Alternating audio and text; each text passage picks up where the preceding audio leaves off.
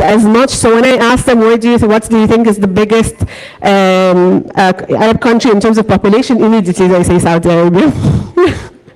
Right? Because of the political significance of Saudi Arabia in terms of alliances with the US. And we can talk, I mean, not for this lecture, but we can also talk about the petrodollar system at some point.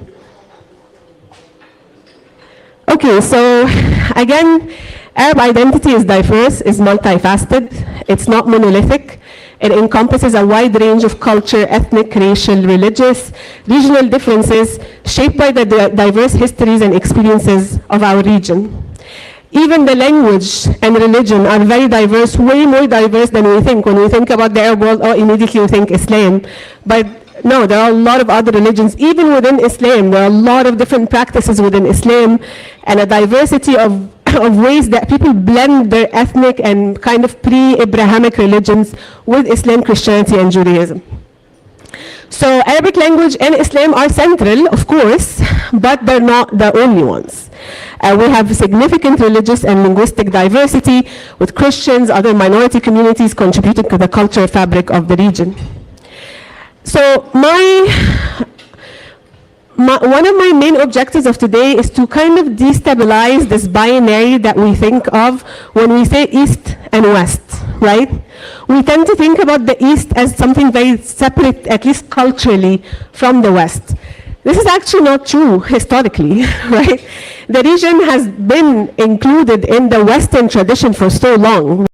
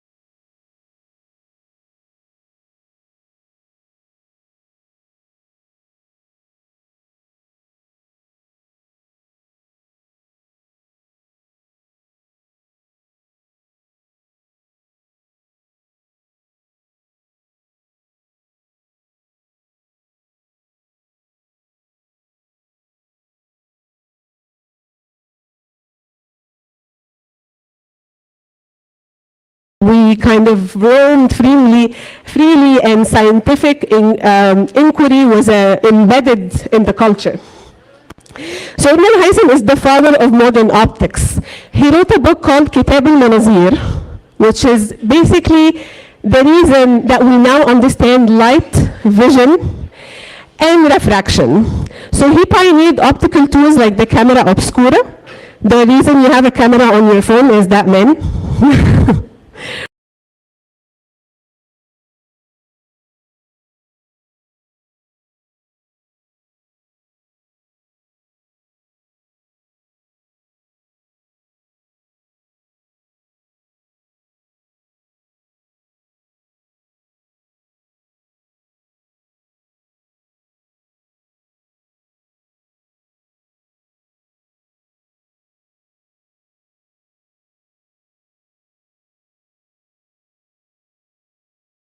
The shared continuity between history, we know that all of this nationalism stuff is really not very accurate. By the way, Ibn al-Haytham he influenced Renaissance figures like Galileo and Newton. They actually referenced him in their books. Al-Khwarizmi, anyone? Okay, do you know what? Okay, so he is known to be, he also was born in Khwarizm, this is where he comes from, and he died in Baghdad. He was known as the father of algebra. He wrote الكتاب المختصر في الحساب الجبر والمقابلة. Al-Jabr is the word where algebra comes from. He also introduced really the Hindu-Arabic numerals that you guys use, like the 1, 2, 3 in English. That's actually Hindu-Arabic numerals, not Latin numerals. I don't know if anyone knows that. He also developed early algorithms, which is, by algorithms I mean step-by-step procedures for calculations, right? So Al-Khwarizmi is where algorithm comes from, the word. It's from his name. Right? And again, like, if you even ask someone who is actively developing algorithms, he would not know who is Al-Khwarizmi, right? Okay.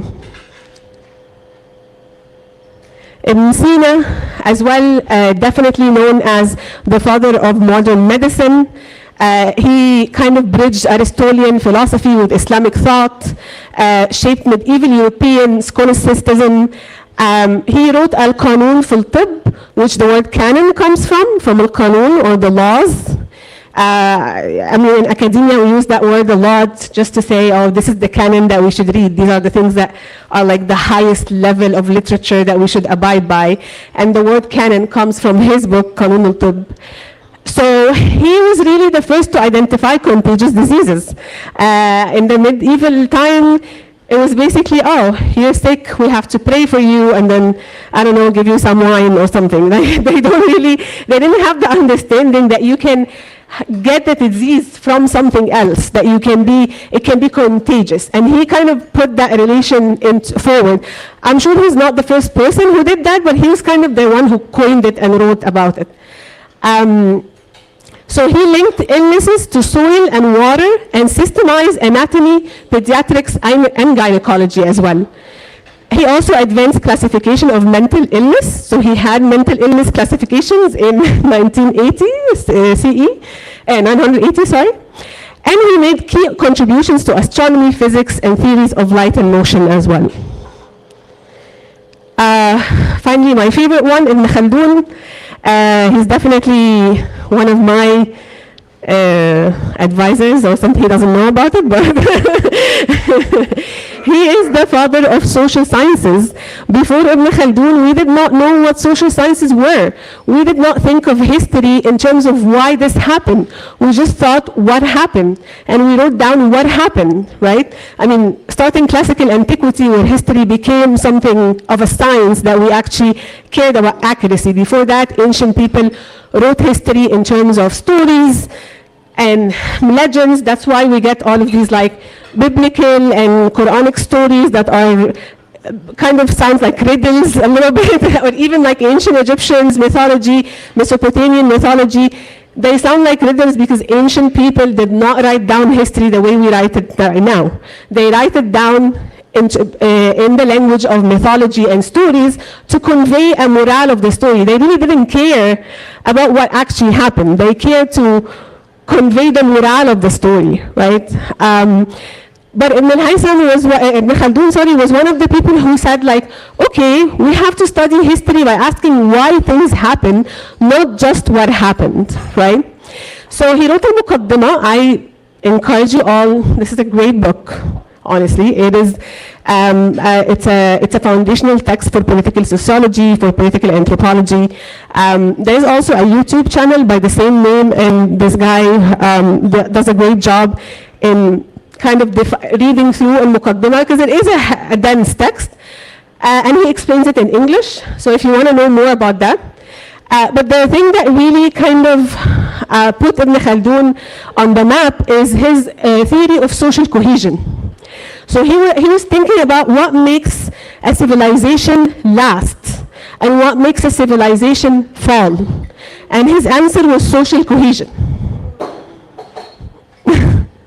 Right, that was, I don't know, we knew that in 1332. I don't know why we forgot about it, but so we lost 1,000 years of knowledge for no good reason. But he said that the make it or break it for civilization is how well people are connected to each other. Or in Arabic, he called it al-asabiyya, like this idea of allegiance, of unity together to a community. It doesn't have to be nationalism, or it doesn't have to be like a biological identity, but just feeling of belonging around people who live on the same land and how connected they are to each other. And he thought this was the measure for civilizations. So I'll give you 1 minute. This is al-Muqaddimah. This is from the actual book, his handwritten. And I'll give you a little bit to read this quote, and then we can talk about.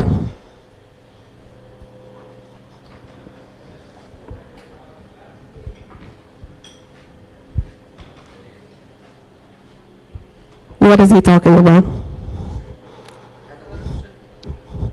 Evolution in 1377, 600 years before we know even who Darwin is. Within Islamic thought as well, like he was doing that within the Islamic framework, which really expands our idea of what Islamic or Muslim civilization was about. It was not just about Islam at all. It was also about critical thinking. It was about thinking of ways to navigate having faith and also having a critical mind, right? How do we account for these things? And this is the type of scientific and academic freedom they had in 1377, which we don't have right now. So the myth of clash of civilization has been used and overused to justify horrible things in our world. That's why I make it a point in my teaching to destabilize this binary, to destabilize this Bernard Lewis thesis of the clash of civilization, looking at the East and the West as contradictory, the West as the enlightened, rational, progressive people, and the Easterns are the primitive, the savages. They don't have any, they did not really contribute to humanity and civilization. But if we really look through history, we know this is a lie. And we see the same myth being perpetuated right now by the Israeli government to justify what's happening of ethnic cleansing against Palestinians. Because we kind of like look at Arabs and Palestinians as just, as was said by Benjamin Netanyahu, just human animals, or I'm not sure who said that, but someone from the government. Just dismissing Arabs and their entire diverse history and culture to just people who are primitive and savages is the reason our world is where it is right now. Any questions so far? Am I going fast? Is it okay? All right. So I'm going to start by placing my conversation about the colonial history in understanding the philosophies that informed the motivations of Europeans to colonize our land. But let me start by making a very important differentiation between nationalism and patriotism. Have we thought about that before? Okay. So my definition of nationalism is strong allegiance to one's nation, often asserting superiority, often based on shared ethnicity, religion, language, or history. Patriotism is more of love and devotion to one's country and for everyone sharing the same geographical territory, with a focus on shared values of equality and communal prosperity. So here we kind of like look at national dominance, exclusivity, we are better than you type of situation. Patriotism is about unity, equality, shared values, inclusivity.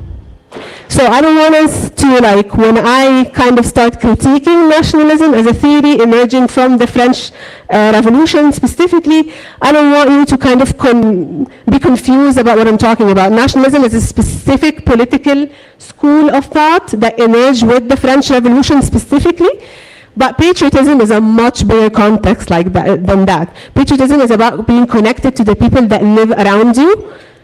Doesn't matter where they come from or their ethnicity or their religion or whatever. So yeah, we don't have to go a lot about that. Okay.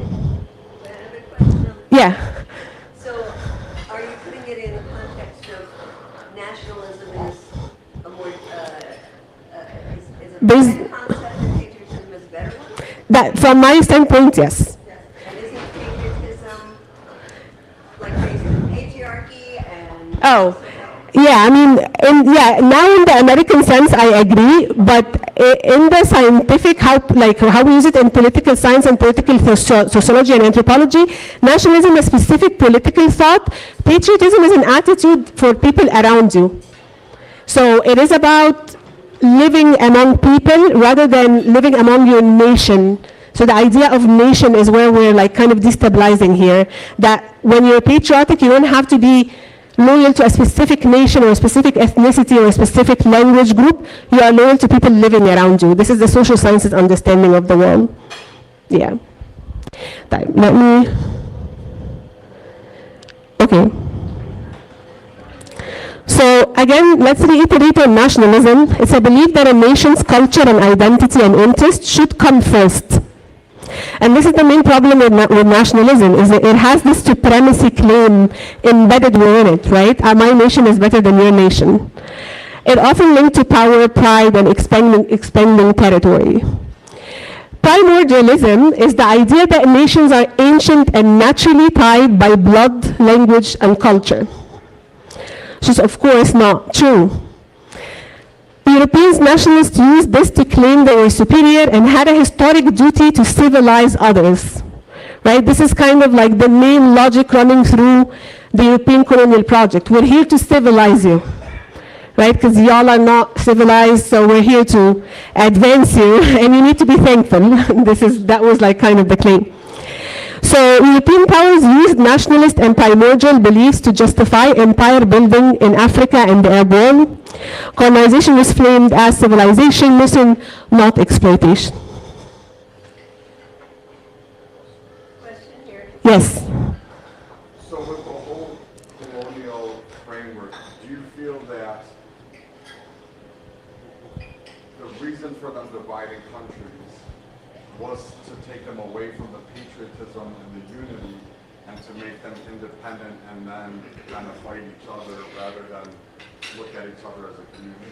Yes, I mean, I think the goal was extraction of resources, and for you to do that, you have to be able to basically divide and conquer. That was the main logic of the colonial power. We're going to go into your land, we're going to kind of, there's a whole process that a lot of people have wrote about it, which is turning people into colonial subjects. And especially in the Arab world, we did not have a modern state. Modern state or a nation state is a European invention coming out of the French Revolution. So when they came to our region, we had a different type of state, and the state did not really have a nationality. So the state would just serve people on this land, It's as simple as that. But they came and changed that. They mapped the region. They said these are the borders, right? You are now an Egyptian. You cannot go to Syria because there's a border now. Like they changed the entire governance structure of the region to facilitate extraction of resources. So this was the main objective: is extraction of resources, and the other strategies was just to facilitate that. Does that make sense? But also to divide. Yeah, but I'm saying dividing the people was a strategy used to facilitate extraction of resources. I see other hands. Go ahead. You had told about the concept of philosophy of the unified world. Yes. What is similar concept? Is it nationalism or patriotism? No, social cohesion was not really about a nationalism or an ethnicity, because as I said, like Ibn Khaldun and other Arab and Muslim scholars really traveled across the region with little to no regard where they were born or where their parents came from. So the idea was about people living in one territory, having a sense of belonging to each other. Is it patriotism? Huh? Is it patriotism? Is it patriotism? Patriotism? Patriotism, I don't know, I wouldn't, he did not call it that. But I mean, again, in the social sciences understanding of patriotism, yes, I mean, patriotism has also its issues, like there's nothing better or worse, but in the context of explaining nationalism, I would say that patriotism would be closer than nationalism. Any? Mine was just a comment, actually, or maybe a question to me today. I read a book called It's Not a Country. Yeah. It talks about the early conquerors and how they came in and border lines, and I'm just going to say, was that the same thing? Yeah, I'm going to talk about the scramble over Africa right now, actually. It's coming up. Any other questions? Go ahead. Sorry, you go ahead and then come. Yeah. Yeah. But based on this, then, I mean, would you say there's more of a community within an empire? Or is everybody saying like we are all part of the same empire? Then there's kind of like more of a community than in formation of like modern nation states, where it's like, you know, the in-group and the out-group, like you're part of this nation or you're not part of this nation. Yeah. And then you're gonna like, you know, you're with us or against us, that kind of mentality. Yes. In an empire, like you're all bound regardless of what ethnicity you are. For example, like the Roman Empire, we're all Roman. It doesn't matter if you're originally like Syrian or Arab or Greek or whatever, like we are all Roman now. And that's some idea of that. Yeah, I wouldn't say that the empire is the right notion. I mean, this is what we have, but also not every empire is the same. The way, for example, the British Empire was very different from the Arab Empire. The Arab Empire was much more loosely governed, right? It was just like, oh, you pay us taxes, and when we need you in the army, you come here. But they kind of like let local governors be there, like they respected the differences and stuff like that. It was still imperial, but it was a much less weaker grip on local governance, very different from the British. The British were not even there to kind of homogenize people into their empire, they were just there to extract. I'm sorry, you go ahead and then. I wanted to know about the Western civilization. Yeah. When you came to the Middle East, and you're talking about them dividing and conquering. Yeah. The question is, where did they come from? What is their origin of thinking that way?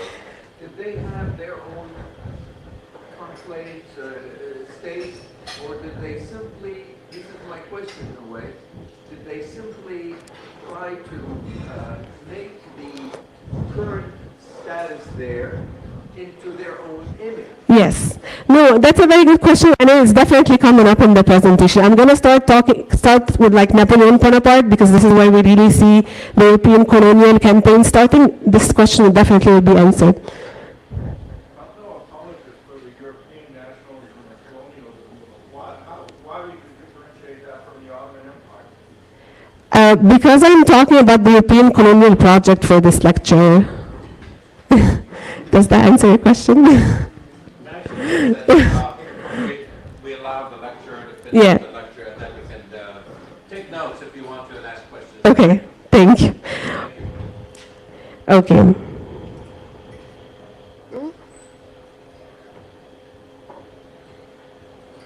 Oh, I think it's frozen. What's doing? Okay.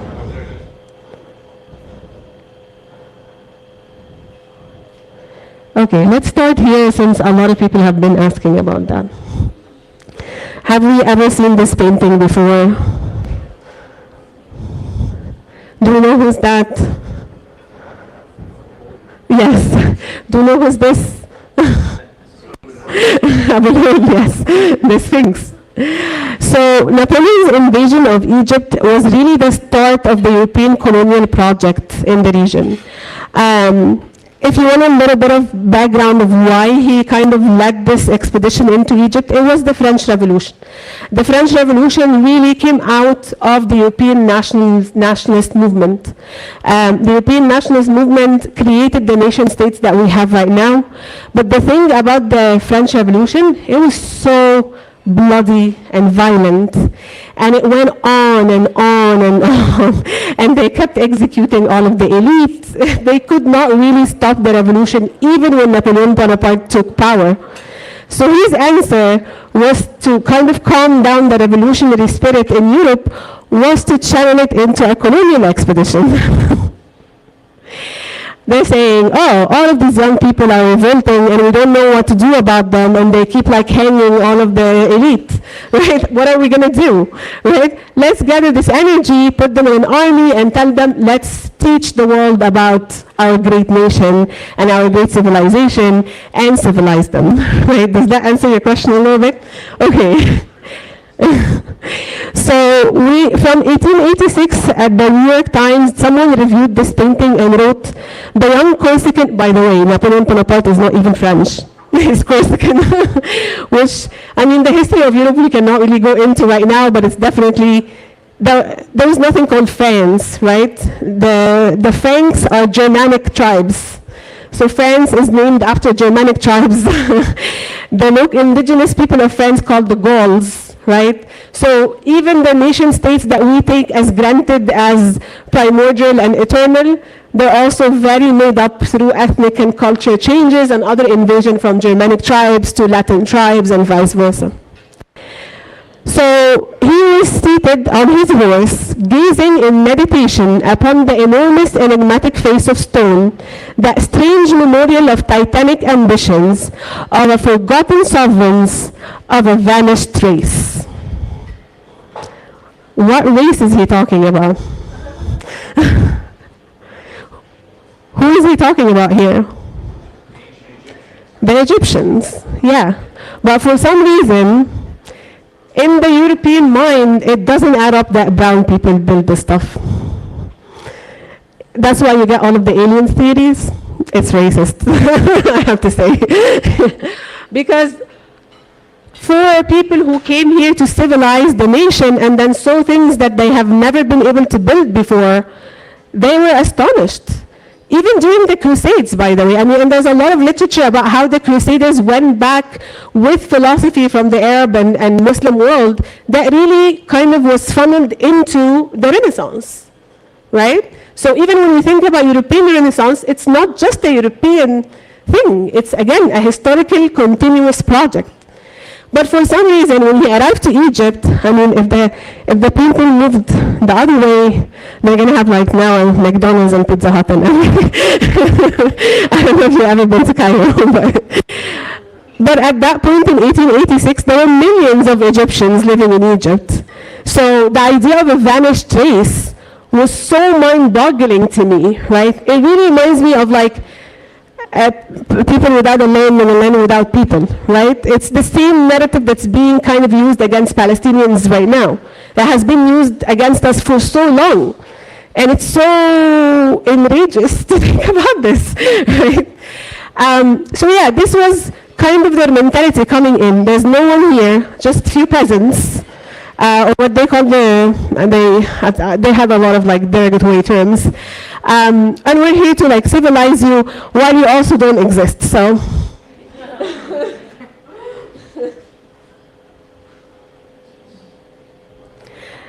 The school of thought that gave birth to European nationalism is social Darwinism, and this is where we're really going anthropologically deep a little bit. Have we heard about social Darwinism before? Okay. So the idea is that Charles Darwin's theory of evolution by natural selection can be applied to social, political, and economic issues. It suggests that social progress depends on the survival of the fittest. It argues that governments and charities should not interfere with society because it would enable the weak to survive. This is where we get white supremacy. This is what we get, how we get laissez-faire capitalism. Because of this understanding of this very ugly chart, I'm sorry, but I had to include it because this was legit in science books. This was science. Right? So the idea of how racial, and I'm an anthropologist, we are definitely part of this crime of aiding and enabling social Darwinism. And I'm going to show you some pictures that I personally took from the anthropological archives in College Park. If you are an anthropology buff, this is a great place. This is my Disneyland. You can go like see original notes of like all the anthropologists and stuff like that. And I was working as a research assistant for a professor working on modern biometrics and how they're rooted in old scientific anthropology. That was an arm of colonization. So this is a picture I personally took from the archive of anthropologists measuring Native American skulls against animals, just to prove that they are racially inferior. Like Edward Bennett Taylor, Lewis Henry Morgan, and these are very big names in anthropology and social sciences. And they used to engage in this, which a lot of people believe kind of gave way to modern biometrics that like migrants have to go through on the borders, and the technology to verify facial recognition, all of that is based in anthropomorphic experiences. So those theories kind of portrayed non-Westerners society as primitive or exotic, depicting the customs of indigenous peoples as relics of an earlier stage of cultural evolution. And this is also a picture I took while they were playing with the skulls. I'm sorry, I know these are very disturbing, but I felt like it's important to see, to remind ourselves that this was considered science.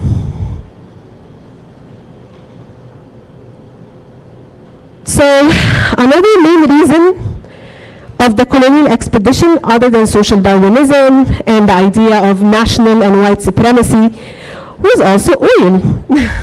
I'm sure that it comes at no surprise to any of you. But something very important happened in the 18th century in this place, or actually a tiny town in this, I think it's attached to this county, called Oil Creek, Pennsylvania, where oil was first discovered in America. And the British were really nervous about this. The British were really nervous about Americans finding oil, because it was about to like fuel economic progress and kind of like give supremacy to the Americans in relation to the British Empire. So the British were like, we need to find some oil. What are we going to do? They did a very interesting thing. They looked at history books. And they realized that in the 11th and 12th century, Baghdad, Cairo, and Damascus had street lighting.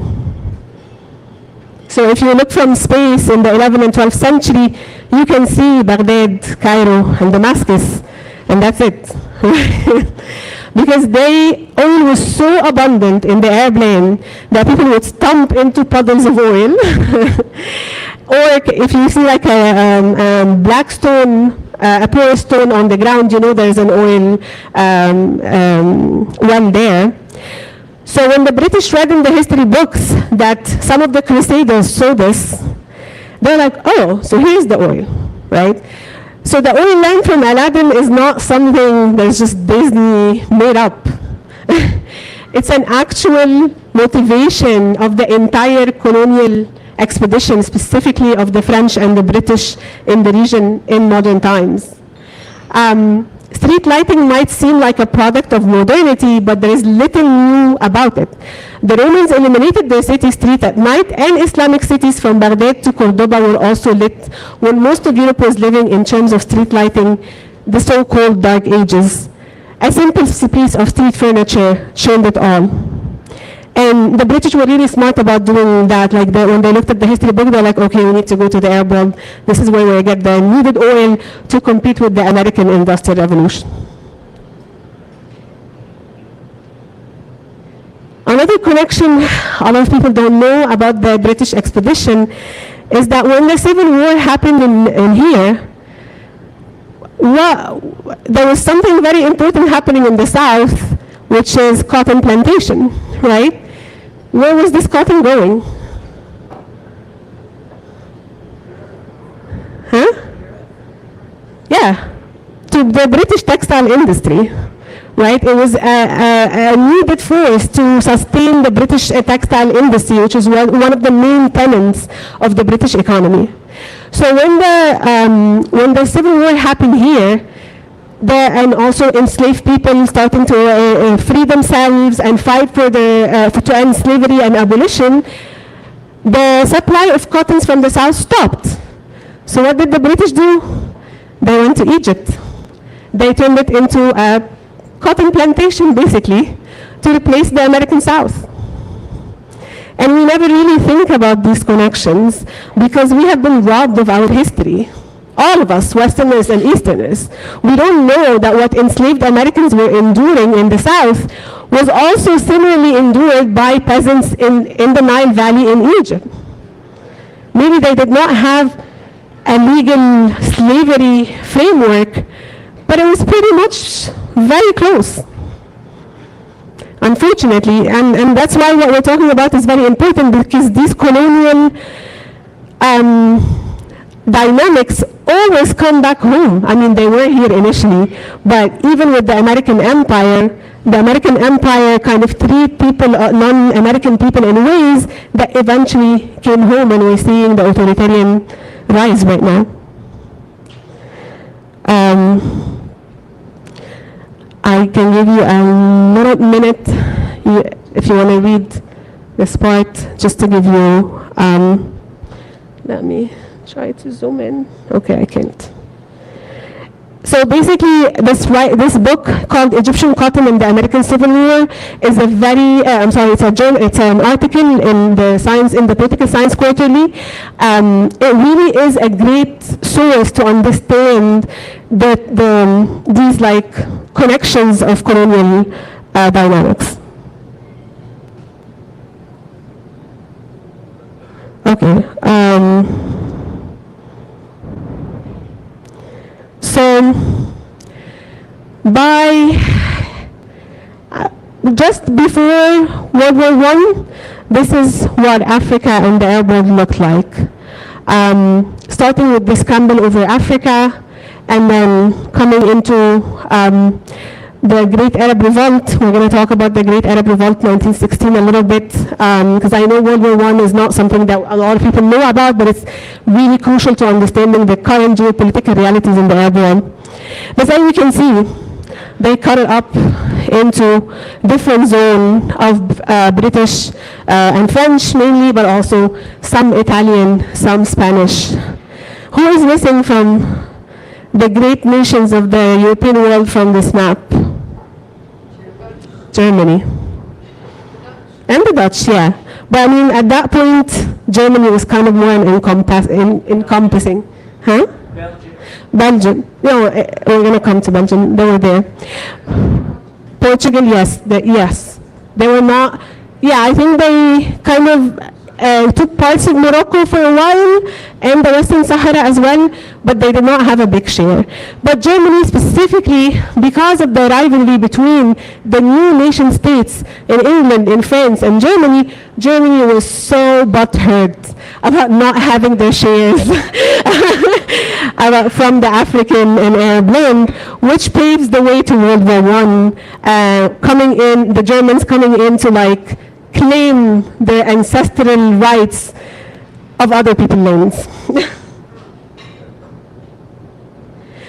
So the scramble over Africa started with the establishment of the International Association of the Congo, a private organization established by King Leopold II of Belgium.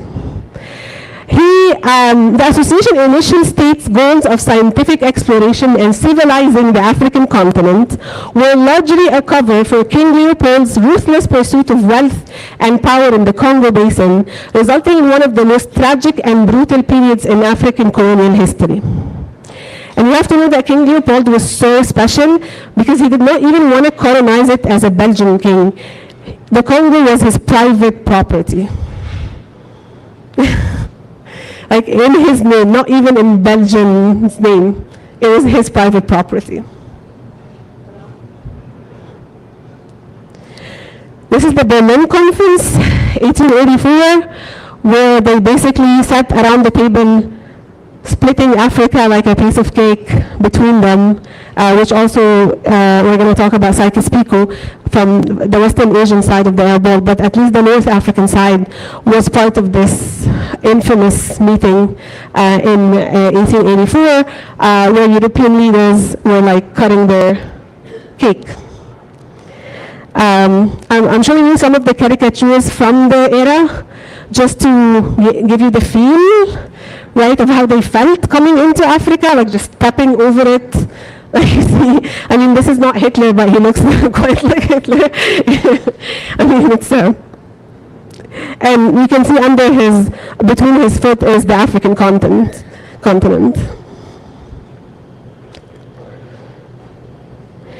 So let's talk about European colonial colonization of North Africa for a little bit.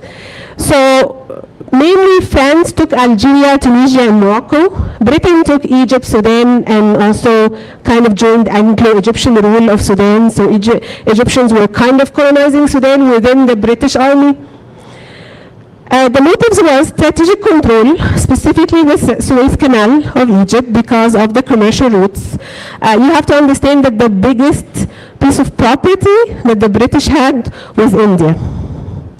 And securing the commercial routes to India and also the routes to extract from and through India went through the Suez Canal.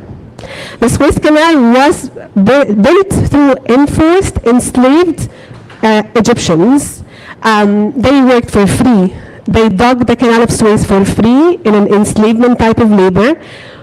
I would say 25% of the labor force died in the Suez Canal building it. And then for some reason it was owned by the French and the British. Also, of course, resource extraction, we talked about that, oil, minerals, agriculture, like cotton. The spread of civilizing mission to justify domination, geopolitical rivalry among European powers, of course we know. The impact was catastrophic. Displacement, but also resistance. I don't know if we're going to get to the resistance movement part because I think this is a very long lecture, but I also want to know that one of the main things that came out of the colonial project was also the resistance movement. We're going to talk more about that later on. And also colonial borders. They created lasting regional tensions, sectarian, religious. They really set up the stage to every civil war that we had since the late 1900s until now.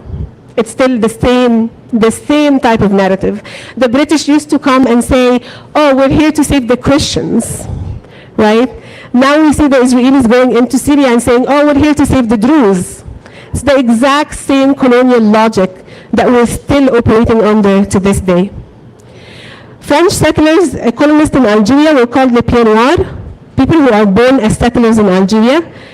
People kind of forget that Algeria was a settler colony for 130 years by the French.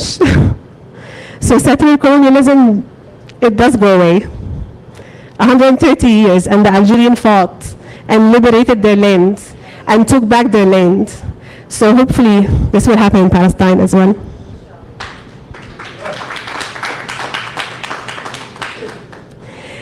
The invasion of Algeria was so funny in a tragic way because it started with the fly whisk incident in 1827. I don't know if anyone heard about the fly whisk incident.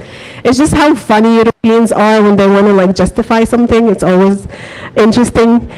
So there was a long-standing financial dispute between France and Algeria because a couple of Algerian Jewish merchants lent France a lot of money. And the Algerian ruler at that point wanted the money back from Algeria. And they kept fighting back and forth of the French saying, no, we don't owe you anything. And the Algerian was like, no, you owe us money, you need to pay your dues. So Hussein Bey, the Ottoman governor of Algiers, continuously demanded repayment but was ignored. On April 29, 1827, during a meeting, Hussein Bey struck the French consul, Pierre Duval, with a fly whisk. And that was the reason they invaded Algeria. I know. So they started with a blockade that failed, leading to the full-scale French invasion of Algeria in 1830. This marked the beginning of over 130 years of French colonial rule in Algeria.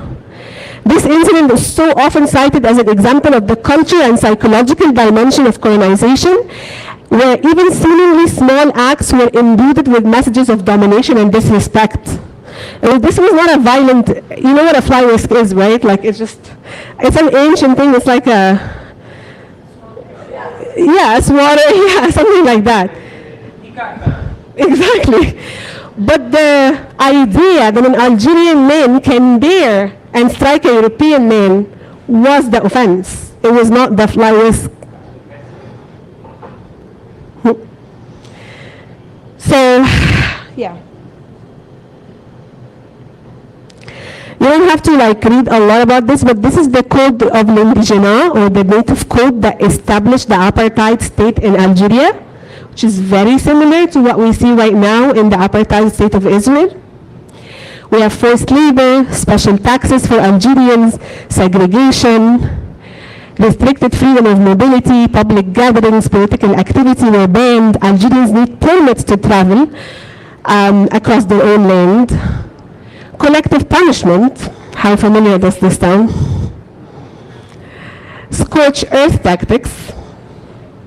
There's a book of domination they all have and they all execute across the time.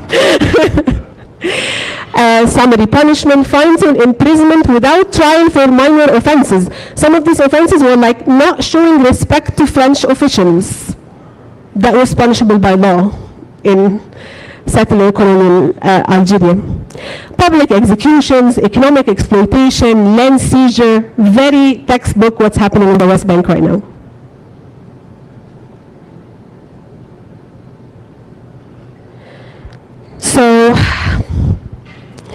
So this was 1880 Africa, this was 1913 Africa. This is a diverse mosaic of ethnic, linguistic, religious, historical traditions. And now we see basically UK, France, Portugal, Spain, Italy, German Empire, Belgium.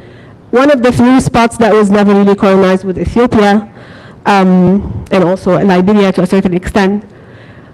But just to show you how the project of colonization was about homogenization, was about forcing people out of their culture tradition, severing the ties with our ancestral knowledge, right?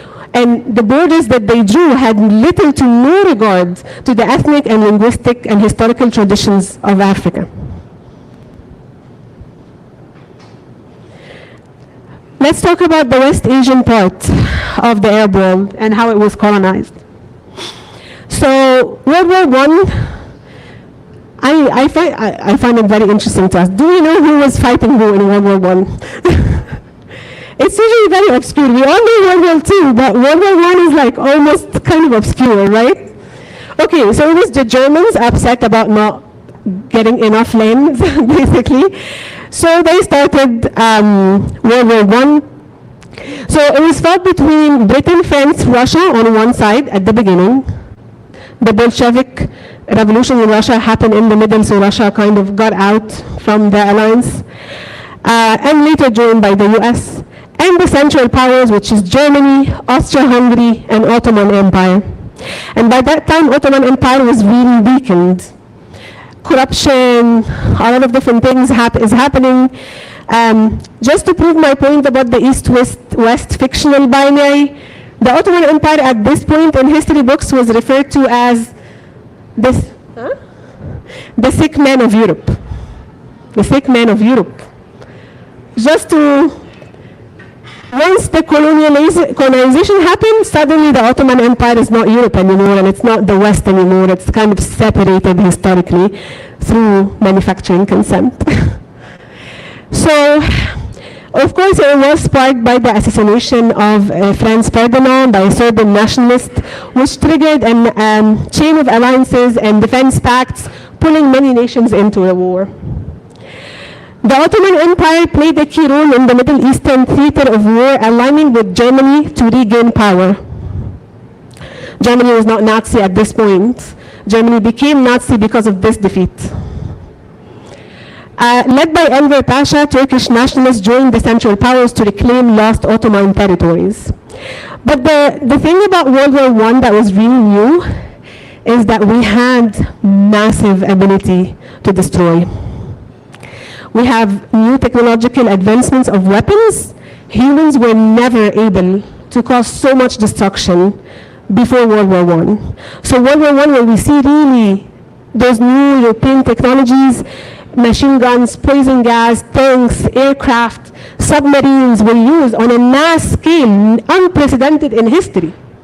No human had the ability to destroy entire nations before like that. Of course, there were wars, but nobody had the technological ability to annihilate another people. So, anyone heard about the Arab Revolt, 1916? Okay, it's a very obscure part of history on purpose. So, I mean, the Arab Revolt is a very controversial topic. Some Arabs think of it as a huge treason, some others think of it as a huge pride, so it is a controversial topic. So, a military uprising by Arab forces, mainly led by Sharif Hussein of Mecca. He was the Grand Imam of Mecca at that point, coming from a lineage from Muhammad, the Islamic prophet. So Sharif Hussein of Mecca led an Arab forces alliances against the Ottoman Empire during World War I.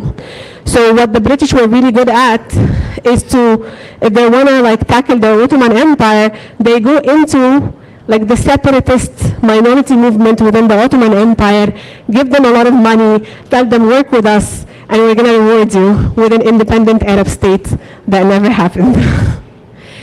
So, the motivation behind the revolt was a desire for independence. A lot of Arab nationalism was growing at that point, and a lot of Arabs sought freedom from Ottoman control and wanted to establish a united Arab state. Also, the growing sense of shared Arab identity, culture, and language. The British promised, through the Hussein McMahon correspondences, you can find them at the Library of Congress if you want to actually see a picture of those correspondences. Britain promised to support Arab independence if they revolted against the Ottomans. I know.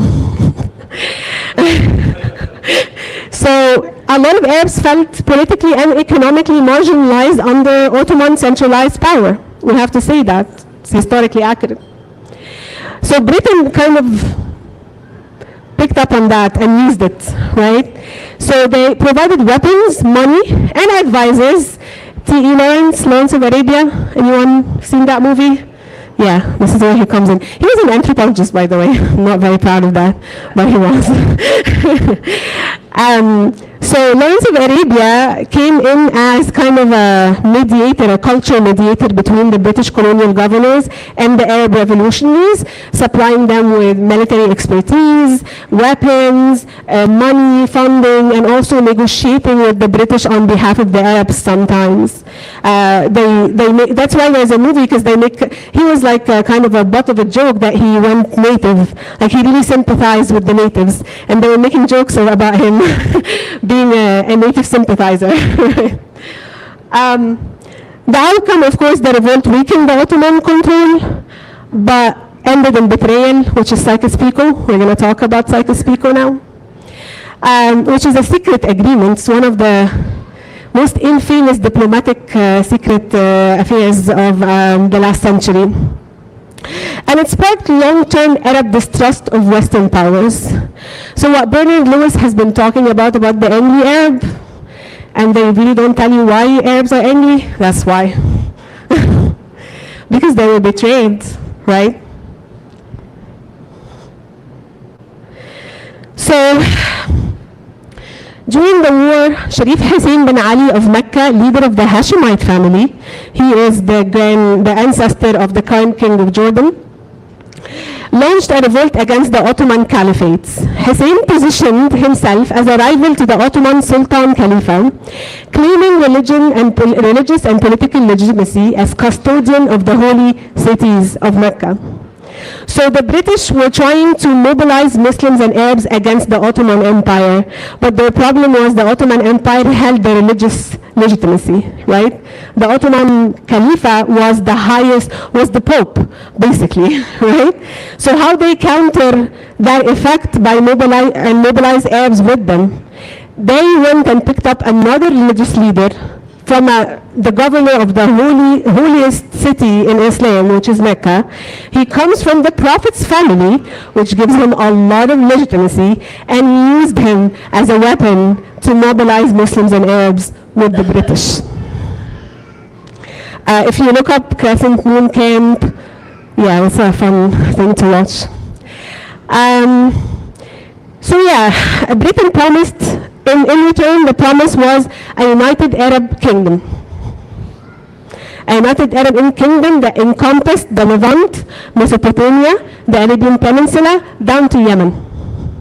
So the entire area was supposed to be the united Arab kingdom if the British, of course, delivered on their promise, which they really do. The only promise they made that time and they kept was the Balfour Declaration, and we're going to talk about this one. So the Hashemites saw an opportunity to replace Ottoman rule with a pan-Arab kingdom. Under their leadership, Britain supported the revolt with arms, funding, and officers like T.A. Lawrence. The revolt highlighted competing visions of Muslim leadership. The Ottoman Sultan claimed religious authority, Sharif Hussein claimed religious authority. The revolt contributed to the collapse of the Ottoman rule in Arabia and the collapse of the Ottoman Empire at large. But Arab hopes were betrayed. Britain and France secretly divided the Arab world under their colonial mandates. The Hashemites were given very limited rule. King Faisal tried to reclaim Damascus at some point, but the French bombarded him, like actually bombed Damascus to prevent the United Arab Kingdom from happening. This is King Faisal. This is Lawrence of Arabia. And this was at the Paris Conference of Peace. After World War I, this was kind of the concluding conference when Europeans sat together and to make peace to the world, to create a new world order, which produced the League of Nations, which kind of like later on became the United Nations. So they were writing about human rights and peace and cooperation, but Arabs were not allowed to come to the conference. Actually, the 1919 revolution of Saad Zaghloul in Egypt was to pressure the Britain to let Saad Zaghloul come to this conference and present the Egyptian case against the British. Also, King Faisal was really, like, part of the Egyptian revolution also was to pressure that King Faisal would be represented in the same meeting. So he is the son of Sharif Hussein, so if you all don't know. So, Battle of Megiddo 1918 was the end of the defeat of the Ottoman, triggering their surrender. The Ottoman Empire was dissolved, divided between the Allied powers, laying the groundwork for the modern Middle East. The Treaty of Versailles imposed really harsh terms on the Germans, which kind of also paved the way for the Nazification of Germany. But it also gave us the rise of two anti-colonial movements that still shapes the Arab world until now: Arab nationalism and pan-Islamism. So think about anti-colonial movement as people asking themselves, Arabs were really asking themselves, what happened? How we were colonized like that? How did we get dispossessed like that? It was such a people don't really think about the psychological impact of colonization. You can do a lot of things, but one of them is internalize the inferiority and the superiority claim of Europeans. So some people maybe said, oh, maybe we are really not civilized. Maybe we really deserve what happened. Some others said, no, we do not deserve what happened. This is a dispossession campaign. We need to resist. But we need to resist, we need to build a movement, something to unify people. So there were two logics to unifying people. One is that these are Europeans and we're Arabs. This is where Arab nationalism comes from. The other question was, no, these are Christians and we're Muslims. And this is when pan-Islamism comes from, right? So these are different strategies of people resisting the same thing or reckoning with the question of how did this happen to us, right? The pan-Islamist movement was, the answer was, maybe we really strayed away from Islam, and if we go back to the purified version of Islam, maybe God will stop this, nightmare. And this is basically where we get political Islam. So the disillusionment with Western imperialism and the betrayal of Arab aspirations set the stage for anti-colonial movements in the Arab world for decades to come. By World War II and the decolonization period, Islamist movements really gained momentum, particularly in response to the failure of secular nationalist government to secure decolonization.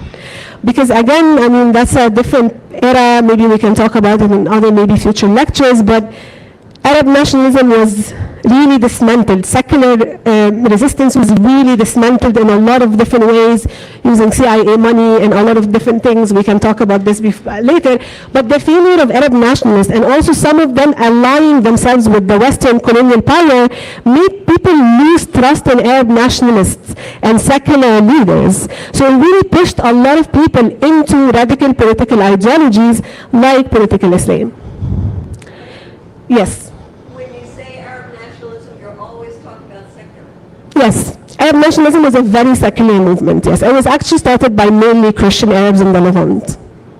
But they would have their own religion, and it's just that religion wasn't what... Yeah, religion was not the platform of the movement. It was the nationality. It was the nation cause. But for pan-Islamism, Islam was the shared identity. So that's why pan-Islamism also included Pakistan, for example, Afghanistan, nations that were not Arabs ethnically or even linguistically. But Arab nationalism only focused on the North Africa, West Asia part of the Arab-speaking world. So Islamist thinkers like Sayyid Qutb, who became a leading figure in the Muslim Brotherhood advocating for an Islamic state, argued that many Muslim countries were living in a state of jahiliyyah, or pre-Islamic ignorance. I mean, definitely it's a very historically controversial concept, but this is how they thought of it. They thought of like pre-Islam, we were living in ignorance, and now we strayed away from that, and we need to go back to pure Islam. And by the way, this movement comes back with every invasion. When the Mongol invaded the region, we had a traditionalist Islamic doctrine coming up. It is a very, like whenever you're in a crisis or an invasion, the traditionalists kind of like come to the forward to the front of the political sphere, because they have a very rigid narrative that can unify people. Sometimes to unify people, you need something that's like, kind of gives them structure. Okay. What time is it? Are we okay? I think we have probably another 10 minutes of your conversation, and then we'll have another 15, 20 minutes of Okay, perfect. So, yeah, very quickly recap, we had the Arab Revolt 1916, followed by Sykes-Picot Agreement 1916 as well, and the Balfour Declaration 1917. We're going to go more in details about these. So this is actually an actual picture of the Sykes-Picot map that the Sykes and Picot drew. Well, I heard they were drunk as well, but I'm not sure. A secret treaty made between France and Britain during World War I to divide Ottoman Empire territories. So while they were telling the Arabs, go to war and we're going to give you a united Arab kingdom, they already signed this agreement in secrecy between them, right? And that's why when they say, oh, you guys are angry Arabs, I'm like, yeah, we are angry for a reason. I don't deny. Like, I am angry. It was signed in May 1916 between French diplomat François-Georges Picot and British diplomat Mark Sykes. The agreement defined proposed spheres of influence and control in the Middle East if the Triple Entente, which is the British, France, and Russia, succeeded in defeating the Ottoman Empire in World War I. Under the agreement, France would control Syria, Lebanon, and northern Iraq, and southeast Turkey. Britain would control central and southern Iraq, Jordan, Palestine, and parts of in northern Iraq. You know why Iraq was split between them? Oil. They were fighting over oil. Go ahead. Can you quickly explain ports in northern Iraq? Is that the ports I know are in southern Iraq? Yeah, but ports in south and northern Iraq, what do you mean? Explain like the names? Well, I mean, what body of water? Oh, the Gulf, the Arab Gulf or the Persian Gulf, depends on what you want to say, and also, yeah. South Iraq. Yeah, I mean, you want me to look it up? I honestly don't know but I think it also had to do with like drilling as well and petroleum. Russia was set to control eastern Turkey, including Istanbul and the Turkish Straits. But what happened in Russia is that 1917 they had the communist Bolshevik revolution, and they kind of like stepped back and said, no, we don't want to take part of any imperial campaigns anymore. We don't want to control Turkey, and they kind of pulled back from the alliance. So this was the map as they drew it, the direct French control, so there was like ABC, kind of like very West Bank style division of like some under direct French control, some had French influence, very different terminologies to the same thing. They had like, they said we're not colonizing the Arab world, we're putting it under a mandate. Because for them also Arabs were kind of like a little bit more civilized than Africans in their like supremacist hierarchy. So they were like, no, we're not going to colonize you, we're going to put you under a mandate system. When you hear mandate Palestine, that's what mandate Palestine means. It was under supervision of our elders in Europe because we were children and we couldn't have self-determination. No, that's literally what they used to say. I'm not even kidding. This is written in political communication that you guys cannot really have self-determination until we civilize you a little bit. So definitely Sykes-Picot is seen as a classic example of secret colonial diplomacy that betrayed the principle of national self-determination. Pre-Sykes-Picot map were unified Ottoman Empire across the 3 continents with diverse provinces. Provinces like Egypt and Arabia had some autonomy under the Ottoman rule. But also there is a rich ethnic and religious diversity. Arabs, Kurds, Armenians, Turks, Jews, Christians, everyone lived together. I'm not saying there were not problems. Of course, there were tensions across history, but it was never at the level that we have seen after the colonial project. The post-Sykes-Picot map, the Ottoman men divided into British and French mandate, forming new states, Iraq, Syria, Lebanon, Jordan, Palestine.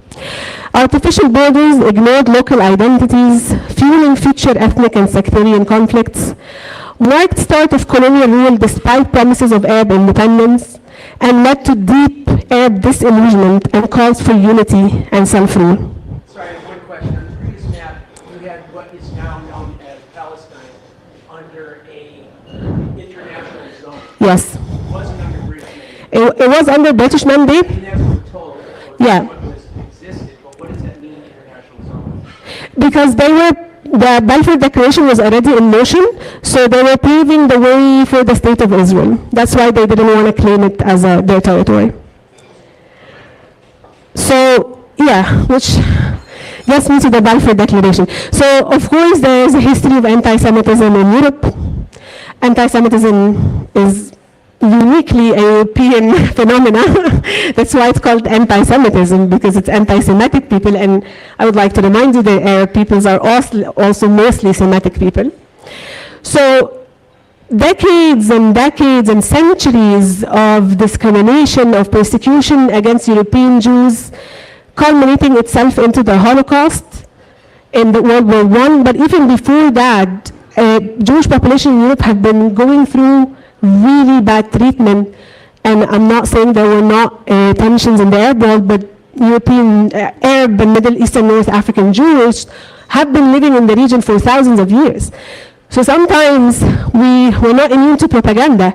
We think that Jewish people did not exist in the Middle East or in the Arab world before the State of Israel. That's actually not true. They actually were uprooted from their historical communities in North Africa and the Arab world because of the State of Israel.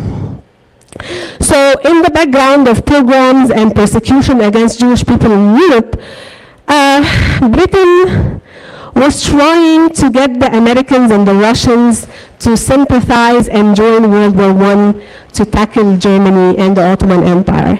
And they thought adopting the Zionist claim over Palestine is going to gain them sympathy from Christian Zionists and also Jewish Zionists in the world. But as you said, Andy, Christian Zionism played a much bigger role in building the Zionist movement than Jewish groups. Actually, Christian Zionists were pushing Zionism on a lot of Jewish people, and a lot of Jewish people resisted Zionism for so long. So Britain, in a diplomatic move, Britain said, okay, if we honor the Zionist movement and give them Palestine, maybe America will help us in tackling Germany and the Ottoman Empire. So the Balfour Declaration was a statement by the British government during World War I on November 2nd, 1917. It was named after Arthur Balfour, the British Foreign Secretary at the time. The declaration expressed British support for the establishment of a national home for the Jewish people in Palestine.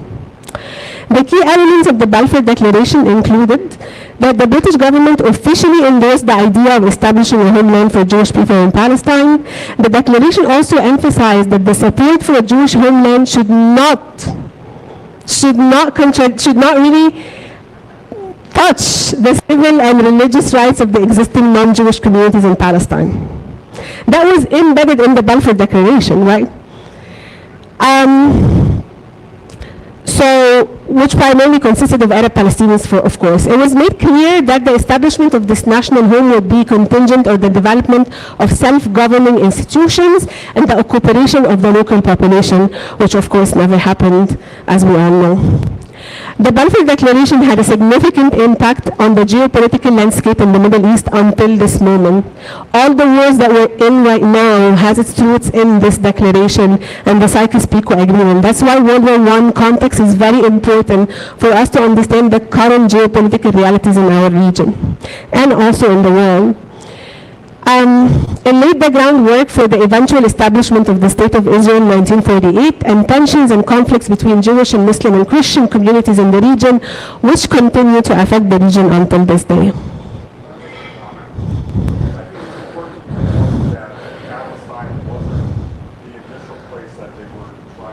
True. There's Uganda, there's places in Latin America as well. Yeah.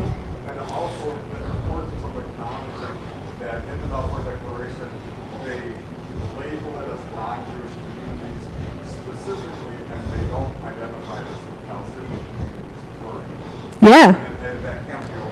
Yeah, there's actually an evangelical American commission that went around the land to kind of survey the people living there to make a decision whether they're going to support the declaration or not. And if you read the report, it's honestly it's really weird because they came back and said, oh no, these are just peasants. It's okay, you can take the land. And it was just like, it's a very, they didn't call them Palestinians, they just called them Arab peasants. Exactly. I mean, you cannot dispossess people to that extent without dehumanizing them. If you think they're equal to you, you will not be able, most probably, to at least rally people around an expedition of colonization and dispossession. Okay, so there's actually a documentary Al Jazeera about Christian Zionism. If you guys are interested, it's called Waiting for Armageddon, how Christian evangelical beliefs affect foreign policy in the Middle East. But of course, a lot of American Zionists played a huge role in kind of facilitating the colonization of Palestine in the name of religion. And it also, because sometimes we only think about religion and politics when we think about the Arab region, but we never think about religion and politics here. right? And I talk a lot about that in my class, that we have to understand that when Bush invaded Afghanistan, he called it a crusade. There's a video of him saying this is a new crusade. So yes, Arabs and Muslims have used Islam and religion for political reasons, but it also in response to the use, the weaponization of the Judeo-Christian tradition against Muslims, which is also crazy because the Judeo-Christian tradition comes from the region, right? So how come it got weaponized against us is mind-boggling. Arabs, Palestinians have nothing to do with the Holocaust whatsoever. I actually just heard someone saying that in Netanyahu's book, he says that the Palestinians were the people who convinced Hitler to do the Holocaust, which is large, I think. So yeah, this was a war strategy, basically, Balfour Declaration, to win Jewish support in the US, Russia, and beyond, to weaken the Ottomans and shape post-war control. This counter-growing German and French influence in the Middle East, securing Palestine for strategic control as well, specifically the Canal of Suez, and responding to the lobbying of Zionist groups around the world. Okay.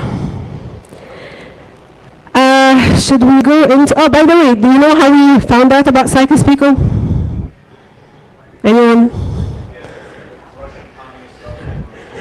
Yeah, when the Russian communists came to power, they found it and they published it. That's how we know. Yeah, they're like, oh, we were about to sign this colonial document. Look at what happened. And this is how the Arabs found out about Psychos-Pico, from the Russian communists. Isn't this wild? Okay. I don't know, should I go into the resistance movement or should we stop here? It might be a good idea to stop here. Okay. So that people have time to ask questions. Okay. We really do need to wrap up by I know it's a lot. by 11:15. Okay. Let's do questions. Thank you. Thank you so much. So I wanted to ask you quickly, you give this lecture in your school? Broken down many, yeah. Have you had any pushback? Oh my God, a lot. Yeah, I feel like, I don't know if I know, I don't know how to talk about this because I love my students and I respect their backgrounds and their grievances and all of that, and I feel like personally committed to educate them and give them critical thinking and critical history, but it also has been really hard. Especially, I was hired to teach that class. I teach Intro to the Arab World class, so it's an undergrad class. It's very generic. I talk about colonial history, national liberation movement, and then I go into the state formation, the process of state formation, and then the neoliberal crisis in the Arab world with the World Bank and IMF, and then I go into the Arab Spring, and then I talk about popular, popular culture. I talk about gender relations, queer politics in the Arab world. Like I talk about all of this because it's an intro book. But the beginning is like that, which 80% of the students are okay. I usually have like the 10 to 20% every semester that really pushes back at me, especially as a woman of color as well. It's not easy for students to take me seriously. Sometimes I have to like kind of try to mitigate all of these questions, but then added Zionist beliefs to this mix. And I was hired to teach the first iteration of this class in fall 2023. So October 7 happened in the middle of the class. And I maintain my narrative. I refuse to, I give them an entire lecture about the genealogy of the concept of terrorism. We can do that as well, like tracing it back to the French Revolution, then the Russian Revolution, and all of that. So I maintain my narrative, but I get a lot of resistance.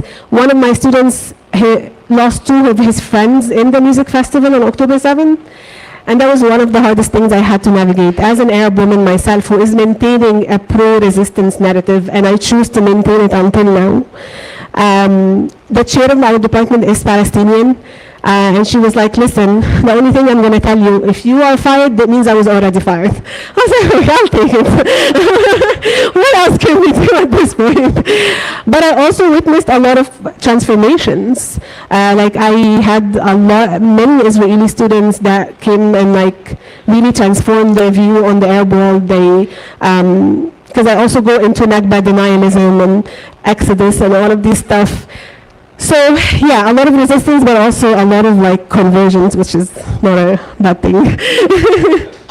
Thank you. Go ahead.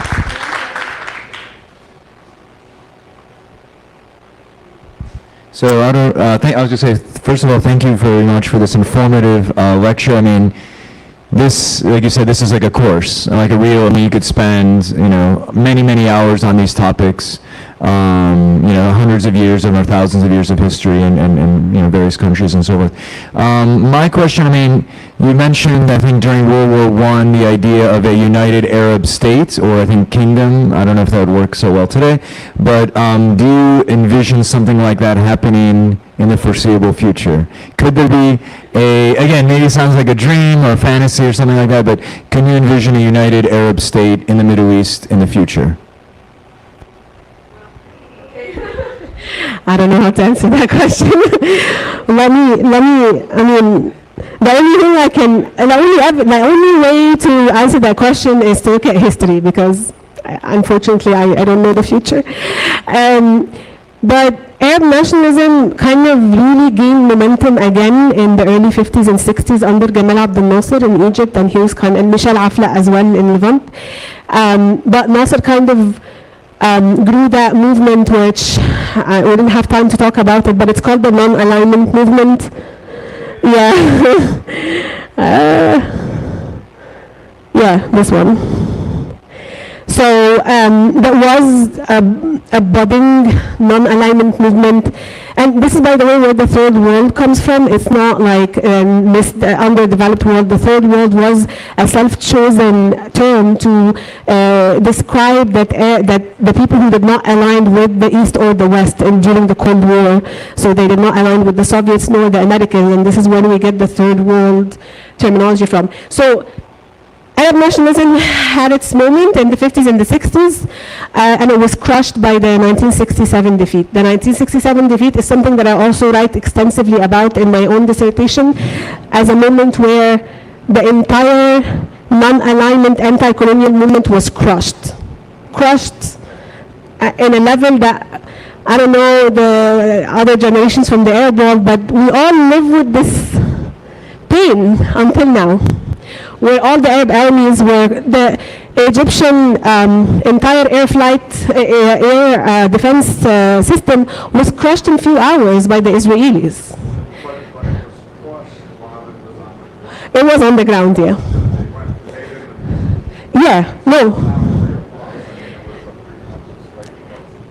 I don't think that's how people felt at that point, retrospectively, because there was like this hope and momentum behind Arab nationalism, and they're saying, we're going to take the land back, we're going to free Palestine, and Abdel Nasser building alliances with Nehru and Castro and Sukarno and all of these like third world leaders. And then came 1967 that crushed Abdel Nasser to the extent that he resigned from the presidency, and the Egyptian people had to take the street to bring him back. So what I'm saying is that there's a specific trauma around Arab nationalism and hope in the Arab world. I would say we are coming out of it now as we're seeing the world rally behind Palestinians. I would have to say that. I have personally seen a lot of different attitudes towards the West in the Arab world now, that because there was this also question like, where is the West? Why is no one knowing what's happening to us and stopping it in any way, right? Yeah. So people who are really, especially my parents' generation, when I'm the Arab Spring generation. I was an Arab Spring protester and organizer. That's why I'm here. So, and I escaped the dictatorship to come to another one. But whatever. I think it's me. I think I'm the problem. So the Arab Spring generation, my generation, I would say millennials and like after that, now there is a hope of reformulating the Arab national dream, but I don't think that nationalism per se is a governing framework for us right now. It's more of a globalist kind of the marginalized, or as Frantz Fanon called them, the wretched of the earth kind of coalition. So I would see something happening in the Arab world, but I wouldn't say if it would be like a national framework or something bigger than that. So I don't know, but I feel like there is definitely revolutionary energy in the area right now brewing, especially when we go into state formation. We know that our elite kind of sold us to colonial powers. In my dissertation, I call it subcontracted authoritarianism. So with the turn to the neoliberal strategy, Egypt, for example, is an example of someone who really listened to America and everything. They stepped outside of the Palestinian resistance camp. They signed the Camp David Accord. They turned to neoliberalism from socialism. They privatized everything. And now Egypt is talking about an economy of war. So we went through the entire experience. We chose peace, and we still ended up in war.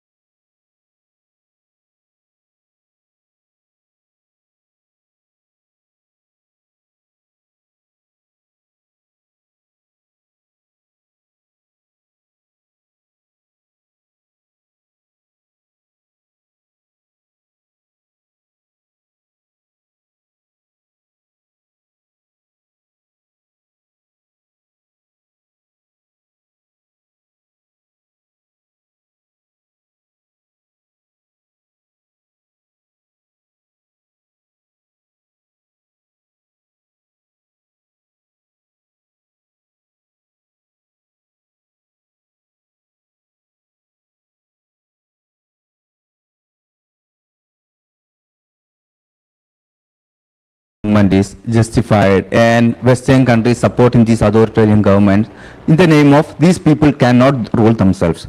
At the time of the Arab Spring also, many Western countries didn't support, though they are promoting democracy, this as a idea, but still they didn't support this revolt or Arab uprising or Arab Spring, whatever we call. Then I think that narration, the Arab people or the people of that region cannot rule themselves, is still going on and still used as a weapon or a tactic to support authoritarian government, to prevent their narration or to prevent their whole identity or self-determination. That is still going on. But when we also see at the time of the Arabs that when they are trying to get these, when they are coming to street for their power, for identity, for their self-determination or for human rights, may Western media or others may call them as irrational or they are not uncivilized, they are a threat to stability of the nation. So they also use that as a reason. So they cannot be ruled. They should be ruled by an authoritarian government. They are not allowed for a self-determination or democracy. That is still going on, I think so. Yeah, I mean, that's a great comment, honestly, and that's why I use the framework of subcontracted authoritarianism, because our nationalist ideologies that were made for self-determination and national liberation are used against us now by our own governments, right? Like this is, the neoliberal type of colonization or the financial colonization of this era really puts Arab leaders as subcontracted colonial governors using the same logics of domination. And this is the problem, that when we formed our states, we formed the states in the international framework of the United Nations. You cannot put a claim or like ask for a loan from the World Bank if you're not a nation state registered in the United Nations, right? So we had to scramble figuring out how to be nation states after the colonization left. I mean, physically, I would say left. So we used the same colonial rules, the same colonial dynamics. We kind of reproduced them with a nationalistic tone, which ended up in dictatorships all around. I think we have time for one more. Okay, sorry. Thank you so much. Thank you for this very rich presentation. I had a question when we were looking at the history of the Arab world. Where was Iran in all of this? If you could just, I know this is such a huge question, but if you could just give like a 101 answer as it relates to like, you know, the Arab revolt and pre-World War I, because that's a very important context to understanding the Balfour Declaration. So if you could just give a 101 synthesized answer, or like look at this presentation or this reading. Yeah, that'd be really great. I don't think I can answer that question in that time frame, but there is a great lecture by Roy Casagranda from the Austin School. Have you seen him? He's amazing. So he talks specifically about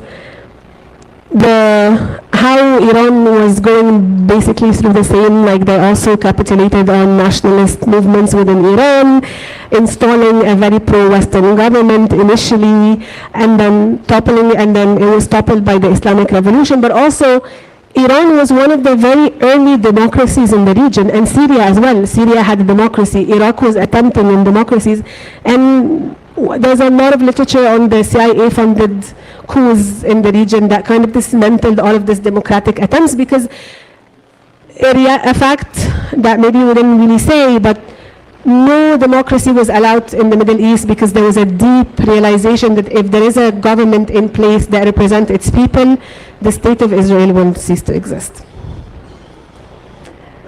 Thank you. I can give it to you if you want. Yeah.